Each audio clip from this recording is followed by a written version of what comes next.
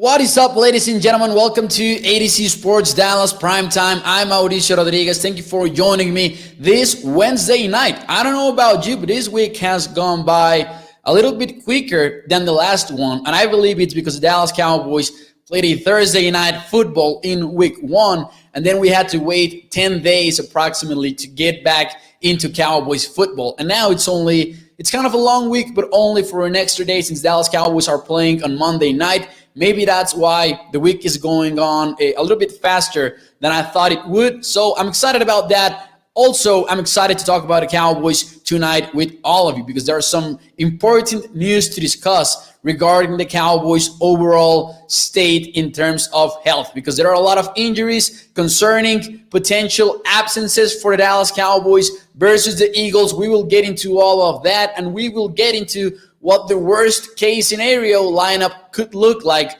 for the Dallas Cowboys. And later in the show, we'll talk about some QB changes around the league because we are Cowboys followers, but we cannot lose sight of what's going on around the NFL. So thank you for joining me. First of all, let me ask you to hit that like button. Of course, if you're watching on Facebook, YouTube, or Twitter, share it with your friends. Let your friends know that you're watching Z Sports Dallas Primetime. And now that more of us are here, let's get ready to start the show officially. Welcome to Z Sports Dallas Primetime. I'm Mauricio Rodriguez, streaming with you live every Sunday through Thursday night on Dallas On Demand Sports Talk Network, with a lot more content coming your way throughout the entire Cowboys season. Make sure you check out azsports.com/Dallas. Great article today from Cole Patterson on the Dallas Cowboys and how the matchup with Eagles could mirror their strategy versus the Tampa Bay Bucks. Really worth a read from Cole Patterson. Make sure you check that out. Once the show is over, you close the show and you check out azsports.com/Dallas. So thank you for joining me, and thank you to everyone that's in the chat. Joshua Davis over at Facebook saying, I have a couple of questions to ask also. Well, Joshua, that's what the chat is for. Make sure you do so at any time, and we'll get to them, of course. Thank you for being here, as always, on the Primetime Show. Now, let's start with the Cowboys catch-up of the day, because there are some important news, and we were kind of, getting ready for this in the show a few days ago, or a couple of days ago, and we were talking about how maybe we were overlooking some of the injuries that were going on within the Dallas Cowboys beyond the big names like Randy Gregory, Amari Cooper, and stuff like that. So some injuries that might prove to be very important for the Dallas Cowboys are from the defensive side of the ball. Dorance Armstrong, who is now not ruled out officially by the team, but the Dallas Morning News is reporting that he is not going to play versus the Eagles. David Moore reported that he might actually miss the 3 games that the Cowboys have next. And that would mean Armstrong would not play in any of the 3 next home games, because the Cowboys started the season with a 2-game away game stretch, and now they are ready to play 3 more home games. And Dorance Armstrong is looking like he will miss the 3 of them. Far from an ideal situation for the Dallas Cowboys. If DeMarcus Lawrence was healthy, it wouldn't be that big of a deal. But without Lawrence, it really is just another blow to the Cowboys' depth at defensive end, because Armstrong was basically your starter right now. So that is going to hurt, in my opinion. Now, Carlos Watkins at defensive tackle, unlikely to play. There's a typo there in the graphic. My apologies. Carlos Watkins is unlikely to play, according to Todd Archer from ESPN. Now, you might be thinking, is that a big deal? So actually, my first question of the show from me to you, and I look forward to your answers in the chat, is losing Armstrong/Watkins a no deal, small deal, or big deal?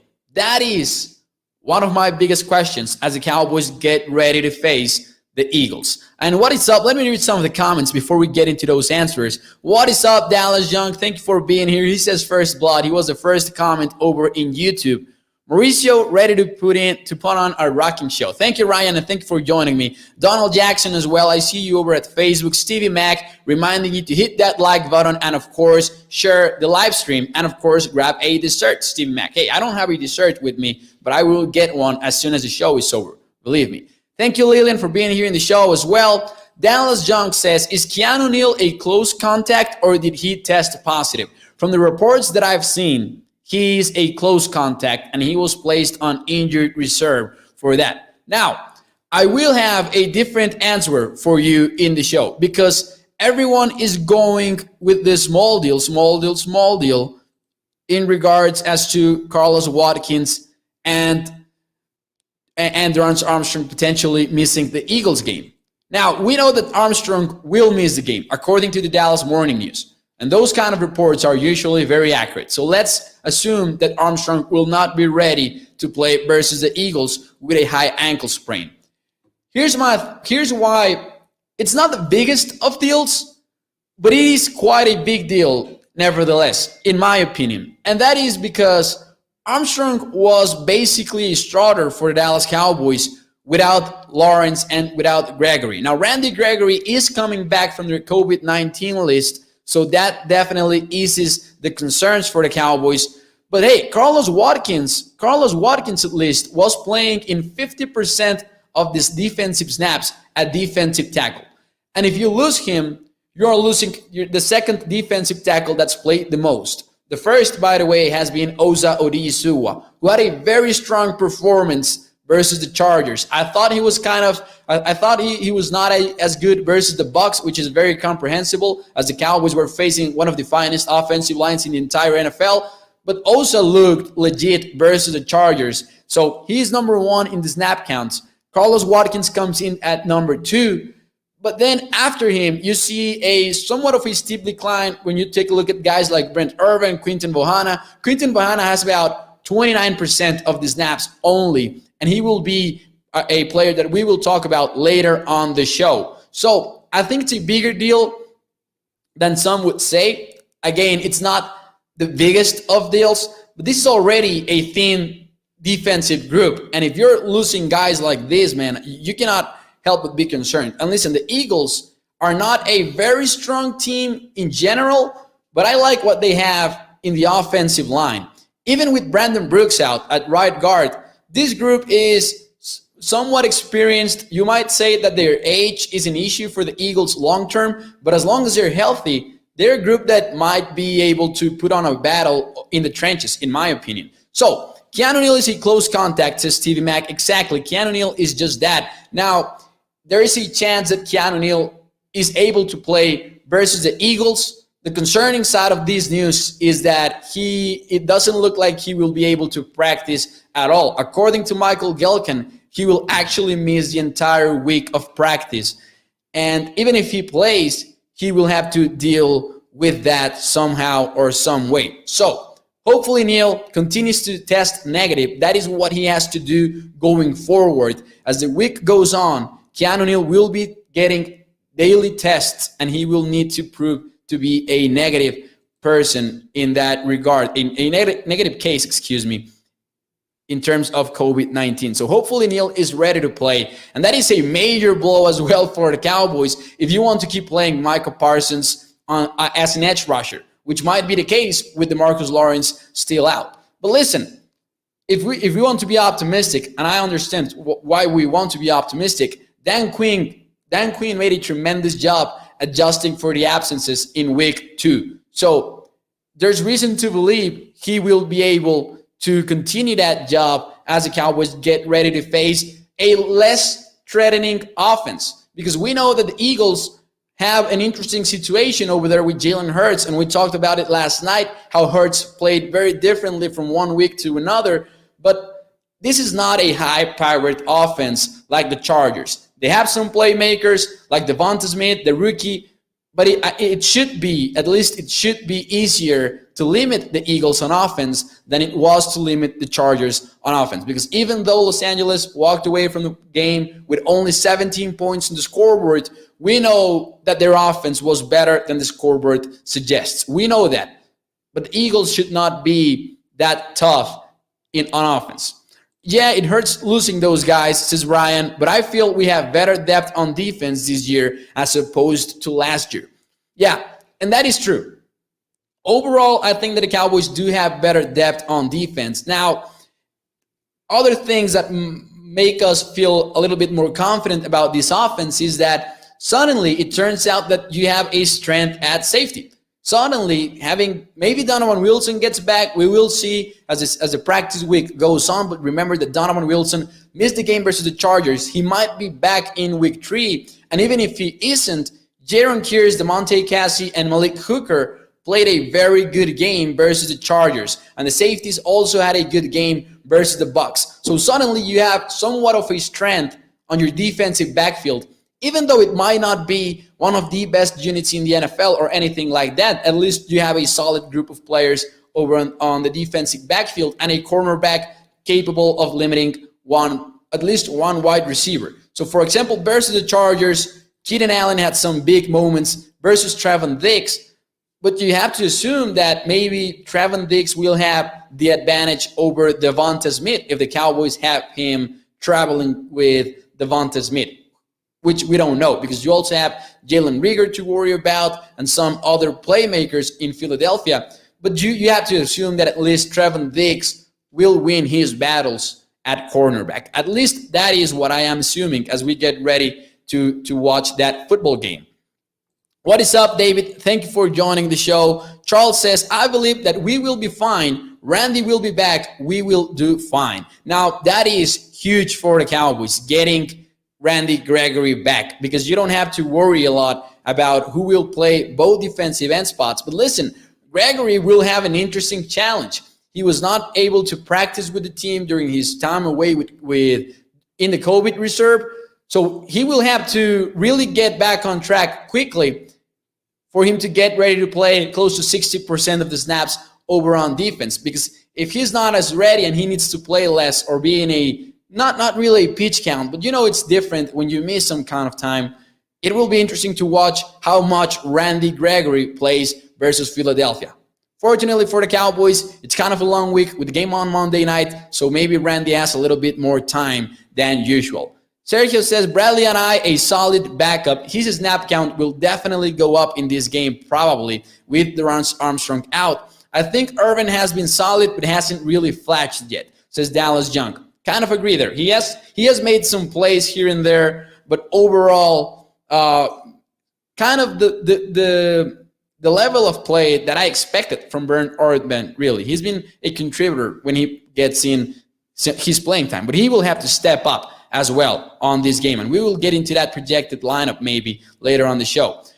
What is up, Coop19, who's watching from Germany? Donald Jackson says, defense needs to play smart and not lose our cool. We would be fine, just make the big plays. Shout out to the Facebook audience who is very active on tonight's show.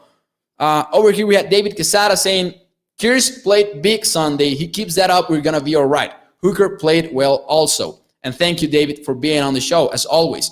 Chris also here in the show. Lisa here as well over on Facebook. Cowboys can't take a hit without falling off like flies. What is up, Chris? Over at, David shouting out, Chris, excuse me. I told you, Mauricio, don't give up on Sterling. He's clutch. Yeah, and we talked about it, I think it was last night or 2 days ago, but we should not have any more doubts maybe on Greg. I mean, he also needs to keep it up, but the fact that he's kicked 18 55-plus yard field goals in the past decade really speaks a lot as to how clutch he is, as Tribe was saying. So shout out to Tribe and shout out, of course, to none other than Greg the Leg. Any word on Cooper, says Eddie, other than the fact that the Cowboys said that he has bruised ribs? Not yet. I think that tomorrow we will have more info on the Cowboys' injuries, because tomorrow the Cowboys will be getting ready for Philadelphia. So I think that should happen soon. We got to see Kennedy this week. Brown is burnt toast, says Osmosis. Hey, we might see Kennedy at some point. And Sean Wright, they are both at 0 snaps, close to 0 snaps, not really 0 snaps, but close to them. I think Sean Wright did not play against the Chargers either. He had 0 snaps versus the Bucs. 99% sure that he also had 0 versus the Chargers, and Kennedy basically has not seen the field either. So Kelvin Joseph will be back after this week. So after the Cowboys play the Eagles, we might see Kelvin Joseph, the rookie. We might see some competition Bruce over at cornerback. Hopefully it does, because I agree, Anthony Brown has simply not looked great. So Speaking of the Cowboys' potential absences, because Keanu Neal might play, he might not play. He's questionable, of course. He will need to keep up with the negative test before Monday Night Football. But my question from me to you is, it's quite simple. Which Cowboys defender must step up in their absence? So, I was thinking about this question today as I was getting ready for the show, and don't put a lot of attention to where the linebackers are or what's going on in defensive line. We'll get into those details. I really put this graphic together really quickly. But my question is, which Cowboys defender must step up in their absence? Because you're thinking about players in basically the both levels of the defensive line and then at linebacker. Not many injuries in the defensive backfield other than Donovan Wilson. So in that regard, the Cowboys should be fine and should not see a lot of changes. But I think that you're talking about Brent Urban playing more. You're talking about Bradley and I potentially playing more. You're talking about Terrell Basham. And something surprised me about the Cowboys' snap counts after 2 weeks. Terrell Basham has a bigger snap count than Dorrance Armstrong. And I thought it was the other way around. Now, the difference is quite minimal. It's like 3 or 2 snaps of difference. But I had not realized that Basham was playing as much. So that was interesting, definitely. So here's what I mean, and of course, there are a lot of questions. So this is only one of the many looks that we could see from the Cowboys defense. And it's important to clear that up, because I don't think that this is going to be what we see snap after snap. But I think it helps illustrate some issues that the Cowboys might face on defense and some possibilities as to what we might see from Dan Quinn's defense on Monday night. So how will the lineup look like? I think that, 94 will spend most of the time in a defensive end from facing the Eagles' left tackle. I think we all know that. Now, losing Carlos Watkins is interesting because most of the time, Watkins was lined up at 1 tech with Osa Odigizua over at 3 tech. But Osa has also seen some playing time at 1 technique. So it really makes things interesting, in my opinion, because Brent Urban is a veteran, and judging by what we already know from the Cowboys defense, Urban is getting more playing time than the 6th-round rookie, Quinton Bohanna. But if Quinton Bohanna gets in on the playing field, you know that he will play 1 technique. It's unlikely that Bohanna will have any playing time at 3 tech, because that's not who he is. He's more of a nose tackle. So you have that issue, first and foremost. If you play Urban, where do you play him and where do you play Osa? Because I think that Osa's strongest plays have come at 3 technique when rushing the passer. Now, over on the other side of the edge of the line, you might see Terrell Basham, but you might also see Michael Parsons with the same role than in week 2 as a pass rusher. But if you use Parsons in there most of the game, that means, assuming Keanu Neal does not play, because he might play, but assuming he doesn't, worst case scenario, Neal is not available, then what do the linebackers look like? Because you might want to keep Parsons rushing the passer, which might mean, in turn, that Leighton Vander Esch and Jalen Smith are, once again, your starting linebackers. And Jabril Cox might get involved here and there. But you know that he's not going to be a starter, at least not judging by what the Cowboys have shown us, because Cox has basically been only a special teamer. I think it's really interesting that Parsons is truly a chess piece in the Cowboys' plans, because the defense looks very different if you put Cox at defensive end than if you put him over at linebacker. But it's nice that the Cowboys have enough depth at linebacker that they can have a lot of possibilities. Now, David says, Chauncey Golston. Let's see if Chauncey Golston plays. He's been practicing. He's been a full participant already in practice, but the Cowboys have not activated him for any game. It might happen in week 3. It might not happen. The Cowboys did mention that they want to be patient with a 3rd-round rookie. The problem with Golston is not only that he's been hurt basically the entire offseason, but that since he's been hurt, he has not seen a lot of practice yet. And he was a third round rookie. So you got to question, how much will he have to wait before having legitimate playing time with the Cowboys? So a lot of answers for the questions. We got some new bullets in the chamber to throw at Philly, says Ryan. I agree, that should happen. I'd say Osa says Dallas Young. Real Cox needs to step up. According to Sergio, Lequan goes with Persons. Joshua says Elliott, maybe meaning that the Cowboys need to run the football in this game to keep the defense off the field. I don't know if that's what Joshua is saying, but I'm just interpreting his comment. Kamara says Lequan. Sur Kamara might see more playing time in this game. Definitely. Jarville Cox says Slum to 10 Hood. Yeah, Jarville Cox should get more playing time, and it will be interesting to watch him. Gregory has to play big. I think Stephen White makes a good point if we tie it together with what we said earlier in the show. So, Gregory needs to play as much as he can. That will be the challenge for Gregory, staying on the field after missing 1 week of action. Staying on the field so you don't have to have maybe Terrell Basham and Bradley and I most of the time over at defensive end, because that would not be ideal, even though we like what we saw from Bradley and I in the preseason and that we think that he's a good prospect. You don't want him to be on the field most of the time instead of Randy Gregory. At least I don't think that's the case. So the Cowboys, this situation really puts the Cowboys in a lot of tough spots, because you have some questions at the defensive line and you have some questions at linebacker, and there are some players that might do their part both ways. Now, Osa Odisua will be one of the most important players by far, because he can play both the 1 technique and the 3 technique, and he can rush the passer from both. Now, at linebacker, you want someone to maybe spy on Jalen Hurts, and I wonder if the Cowboys are going to do something similar to what Mike Nolan did last year when he had CJ Goodwin spy on Jalen Hurts. Because we talked about the big nickel package from the Cowboys, in which they had DeMonte Cassie, Malik Hooker, and Jaron Kearse at the same time on the field. You have to ask yourself, if that is something that we are going to see from the Cowboys, that Dan Quinn is coordinating at defense. Will we see a defensive back, be it a corner or a safety,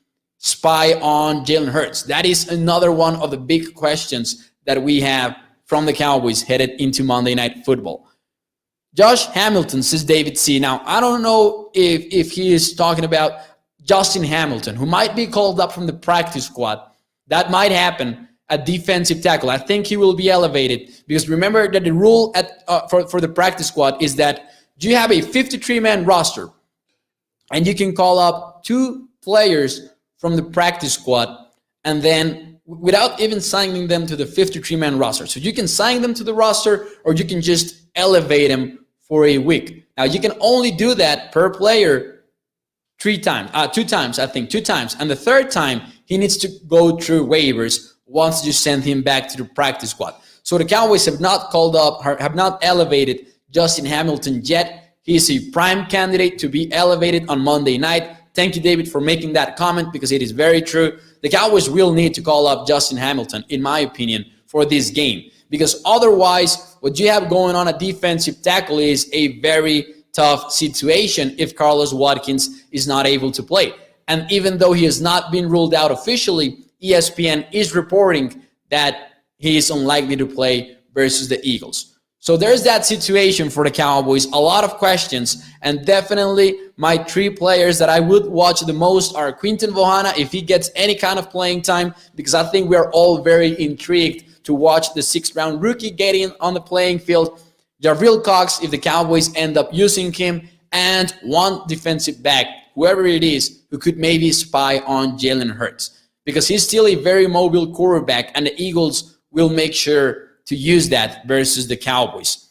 I think we will see a Jalen Hurts that closer resembles what we saw from him in Week 1 when they faced the San Francisco 49ers, and they were playing a lot of the Atlanta Falcons. They faced the Falcons Week 1, and they played with a lot of short passes, getting the ball to the playmakers while looking for explosive plays. And then in Week 2, He only completed 52% of the passes as he was attempting longer and longer passes. I think that the Cowboys will not give the Eagles that. I think that they will be very careful with that. So I expect Jalen Hurts to go back to the short passes this week versus the Cowboys and maybe try to get closer to that 77 completion percentage that he got in week 1.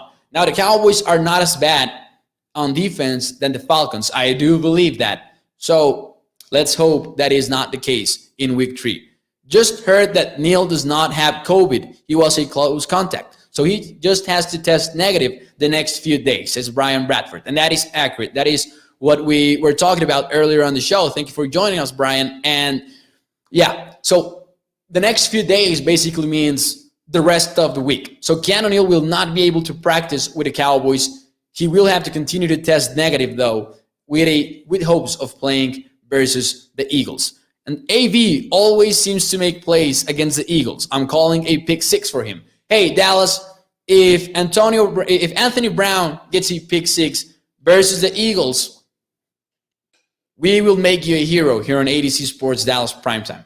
Hey, actually, I will buy you an Anthony Brown jersey if he gets a pick 6 versus the Eagles. You can hold me to that.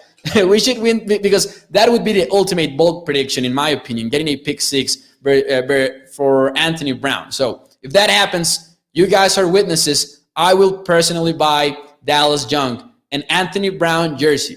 How weird will it be to buy an Anthony Brown jersey? But that will be a cool story if that happens. Man, I'm rooting for it to happen. We should win this game, says Michael. I agree. Right now, I'm leaning heavily towards the Cowboys, beating the Eagles. Parsons runs with Hurts, says Sergio. I think he can. Definitely. If anybody can, it's him. But I don't know that you want to waste Michael Parsons in a QB spy assignment. You might want to do that. Have to be able to rush plus contain 2. Tommy says nobody wants an Anthony Brown jersey. LOL. Sorry. Well, Dallas Young called it, so I'm just offering. Ain't too many AB jerseys being purchased. Lol. Yeah, we will get some money on Anthony Brown's pockets. We will do that here on ADC Sports Dallas Primetime. Sick is an Eagle killer, says Sergio. Someone just told me that Kirk Cousins is better than Dak Prescott. How can I prove that he's wrong? People are weird, man.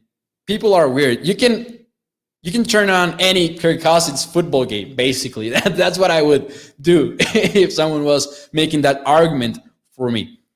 I mean, you can just watch, you can just put on any replay, in my opinion. A lot of people are very high on Kirk Cousins. I personally think that I'm higher on Cousins than your average football follower. I've been higher on Cousins for a while than the average people, but then, and by average, I mean the consensus. Excuse me if that was, misspoken maybe. But anyways, I think that Dak Prescott is very, very, way better than Kirk Cousins, definitely. If Rush wins a game for us, get me his jersey, says Stephen White. Deal. AV is a Cowboy, he's good, says Stephen White. Pick 6 Cousins, says Tino Santiago. Remember last year, CJ Goodwin was his spy on Hurts in last year's game. Yeah, wow, Cousins better than Prescott, says Joshua Davis. Yeah, definitely. People are wild when it comes to QB takes. People are wild when it comes to that. Dak Prescott is one of the very best in the NFL. In my opinion, he's a top 5 quarterback. And that is not me being a homer for the Cowboys. I do think that he is a top 5 quarterback right now.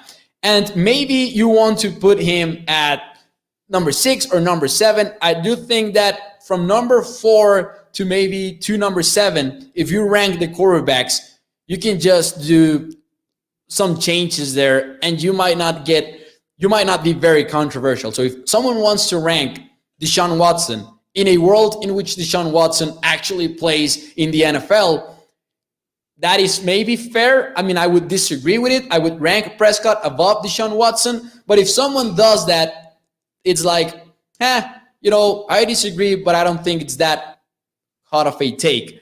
But I think that is the case from number 4 to maybe number 7 in any kind of quarterback rankings. I personally would rank Dak Prescott in the top 5. Behind Patrick Mahomes, behind Russell Wilson. Those two, I think, are the two very best quarterbacks in the NFL. After 2020, I'm giving Aaron Rodgers also a spot in the top 5. And maybe you can get, Dak Prescott over at number 4. I do think that you can do that. And Josh Allen, if he keeps what he did in 2020 up, he might be in the mix as well. I'm just waiting to see if he can be consistent year to year or even week to week. He started the season with the left foot, in my opinion, because he's not being very, very consistent in his games right now after 2 weeks only. Thank you, Francisco. That means a lot. That means a lot to me. Thank you for being here. I'm calling this is going to be a fit me game, says Joshua. I hope not. I'm not against fit me games. I just want to see Dak Prescott throw the ball more and more. I hope it's a game we don't play Dak before the playoffs. Dak is a Spartan, says Stephen White. I'm a homer. I admit it. I'm starting the Dallas defense in fantasy this week.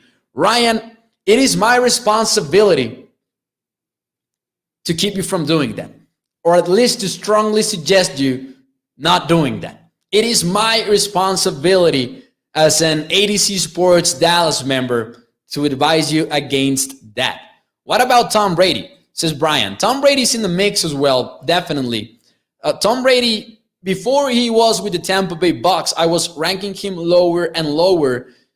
But watching what he's been able to do in Tampa, when Bruce Arians really opened things up for him, has only made him climb higher and higher in my rankings. Because I've always been of the opinion that Tom Brady is the GOAT. Greatest of all time at quarterback. Greatest of all time. But I thought during his final years in New England that he was already hitting that QB decline. And then he went to Tampa, and I don't know what they gave him to eat or to drink. And then he's 20 years old again. That is just crazy to me. Mahomes, Josh Allen, Russell Wilson, Rodgers, Lamar Jackson, Tom Brady, Matt Stafford, and Dak, says Richard. So basically what I was saying, like I see that ranking, and I disagree with it, but I don't hate it. I kind of hate Russell Wilson at number 3, below Josh Allen, but other than that, I can live with it. Maybe I cannot live with Dak below Matt Stafford, but he's off to a good start with the Rams, so we will give him the benefit of the doubt.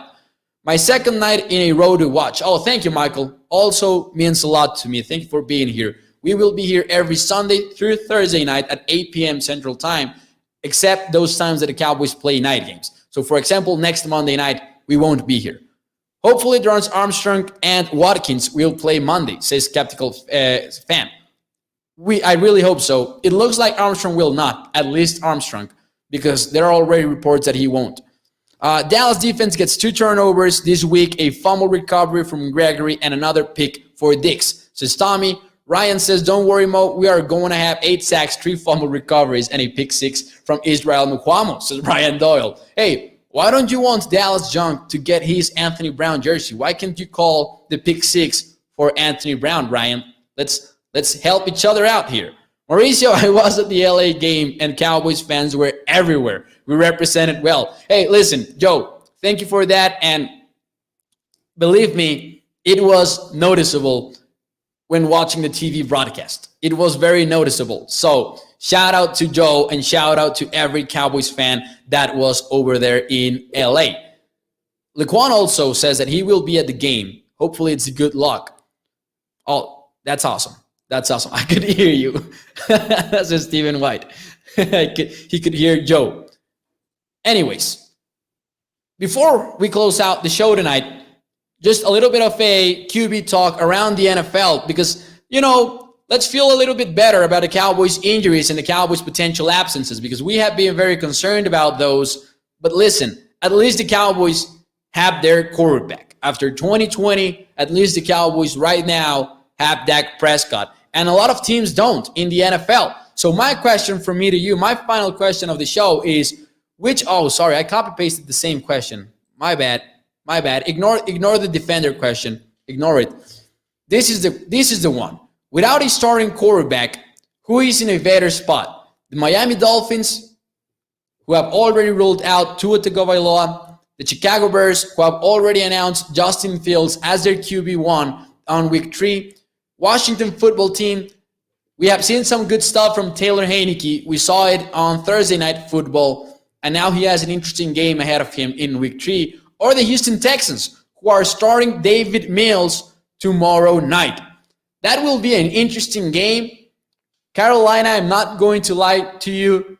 The Carolina Panthers are my survivor pick for the week. I played the Rams in week 1 versus the Bears. Then I went with the Broncos versus the Jaguars in week 2. And I'm going with the Panthers in week 3. If they win, they should. They are strong favorites at least. I will feel very good about my chances of winning that survivor pool. Dallas Young says, Houston with Mills. We know very little about Davis Mills. I'm very excited about watching him play. Chicago Bears, says David, with Justin Fields. I think Chicago is one of the right answers. It's either Chicago or Washington. Stevie Mack says Chicago. Laquan says Washington. Joshua is going to go with the Bears. And Michael Williams says Watson too. Do you guys think Watson will actually be traded at some point this season? Because I have my very strong doubts. Chicago is the only team that got better with the starter not being there, says Primetime Phil. And because of that, I'm going with the Bears. Because, and I talked about this on the show at some point, man, Matt Nagy was making a mistake. He was going to make the mistake of starting Andy Dalton every week that he made that decision. So I agree with what Primetime Phil is saying. I think he hit the nail right in the head. Justin Fields is better for the Bears right now than Andy Dalton. That is my opinion. So I think that he's actually better. Now, I'm going to pick against the Bears this week, if I'm not mistaken, in my shows and things like that. I think my pick will be that the Cleveland Browns beat Chicago, and I think that will be most of the people's picks. But I have my doubts. Like, let's see what Justin Fields does. You never know with these rookies. You never know what they might be able to do. And Chicago has a better roster than some people give them credit for. I at least I think that. I'm not saying they're competitive or that they are a contender within the NFC, because I don't think they are. But they are a tough team to beat at least. They are that kind of team that might, they are a tough opponent. I hate to say it, but the Washington no-names are in a better spot. That kid has shown some promise. Washington football with Taylor Heinicke, says Ryan Doyle. Stephen White, the Washington Liberals. I think Brissett is decent as well, says Dallas Young. Yeah, I do think that the Houston Texans are in a better spot. That the Miami Dolphins are in a better spot than some people will give them credit for, because they have arguably, out of the teams that we mentioned, arguably they have the best roster. Washington might compete for them for that title, but at least Miami has a strong offensive supporting cast and a strong defense as well. That won't look like being the case if you take a look at their 35 blowout loss versus the Buffalo Bills in week 2, but I do think they have a nice team. They beat the Pats in week 1 as well, but they're complete is what they are. So anyways, will the Bills beat Washington at Buffalo? I don't think so. I think so, sorry, says Brian. Yeah, I think the Bills should beat Washington. Definitely. They have had their struggles. But listen, if you have seen the Bills play, there are some struggles going on at offensive line. And Washington might keep it interesting if Montez Sweat and Chase Young show up. They might keep it interesting because that Bills O-line has had its issues. And Josh Allen has made some big mistakes as well. We have to win the NFC East game. Look past no one, says Stephen White. Definitely. The Cowboys might go, and I might jinx them right out of the gate. I don't want to jinx them. But the Cowboys might go, realistically, they might go 6-0 in the NFC East. That was my bold prediction to start the season. I think maybe it's not that bold. Philadelphia might be your toughest challenge. Washington as well. But the Giants, you know that you're going to go 2-0 versus the Giants. At least I think so. The Giants right now are a hot mess. What do you think about Eason with the Colts, says Dallas Young? I think that Carson Wentz will play, even with the 2 injuries in his ankles. It sucks that Carson Wentz is injured, but also it's kind of, funny in a sad way that Carson Wentz has injuries in both ankles, but you really just hate to see Carson Wentz go down again. I think he will play. Listen, Pro Football Doc, who is one of the top Twitter accounts to follow, in my opinion, Pro Football Doc is saying that he expects Carson Wentz to play. And he's usually right. He's a former San Diego Chargers team doctor, and I really recommend following him on Twitter because he really puts out some interesting analysis out there on injuries. And, you can follow about 1,000 sports analysts, but they don't know anything about injuries. They don't know anything about the human body. I know I don't. I failed just about every anatomy, biology class that I took in grade school or middle school or whatever you want to call it. But so go follow Pro Football Doc. I really do recommend that. Justin Fields' quarterback bear, they will win over Cleveland, says Marvin. Marvin coming in with the bold prediction. That would be amazing to watch. And listen, Baker Mayfield might be dealing with his own stuff as well. He's going to play, but he's dealing with his non-throwing shoulder issue. Joshua says, don't say it. I'm sorry. I had to say it. I had to say that the Cowboys will definitely go 6-0 in the NFC East. I'm just messing with you guys. I'm sorry. Carson Wentz breaks down more than my car. LOL. I wish I could play some football, but I'm old and slow and my body feels like it ran over by a pack of bisons running for dinner. But other than that, I feel like I have a good play left in me, says Ryan. Well, you can get some friends together and go play in the park, I think. At least some flag football. Well, a lot of people who end up playing flag football because of the injuries end up getting injured as well. Shout out to one of my best friends, Ricky. He's my age. He's 22 years old, and he's had 4 knee surgeries.